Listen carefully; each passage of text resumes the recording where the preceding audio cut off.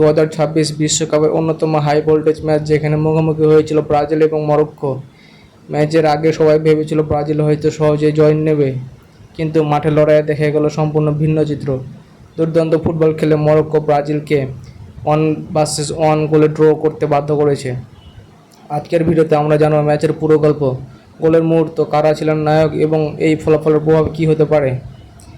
New jersey MetLife স্টেডিয়ামে অনুষ্ঠিত ম্যাচের শুরু থেকে আক্রমণাত্মক পূর্ব ফেলে দেখা যায় মরক্কোকে।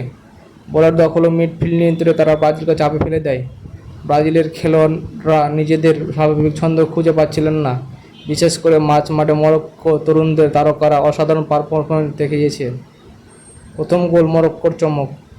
ম্যাচের 21 মিনিটেই আসে প্রথম গোল। মরক্কোর ইসমাইল সাইবারি ব্রাজিলের ডিফেন্স ভেঙে এগিয়ে যান এবং গোলরক্ষক অ্যালিসনের মাথার উপর দিয়ে দারুণ এক লব শটে বল জালে পাঠান। গোল হজম করার পর পুরো স্টেডিয়াম স্তব্ধ হয়ে যায়। ব্রাজিল সমর্থকরা তখন হতাশায় ডুবে যান। তবে ব্রাজিল খুব বেশি সময় পিছিয়ে থাকেনি। 32 মিনিটে ভিনিসিয়াস জুনিয়র নিজের জাদু দেখান। বাম প্রান্ত থেকে বল নিয়ে কয়েকজন মিডফিল্ডারকে কাটিয়ে দুর্দান্ত এক শটে গোল করেন তিনি।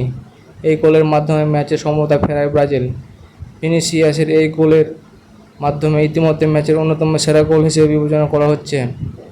তৃতীয়ার্ধে ব্রাজিলের বলের দখল বাড়ালেও মরক্কো ছিল অনেক বেশি সংগঠিত। মরক্কোর রণভাগ ও গোলরক্ষক ইয়াসিন বুন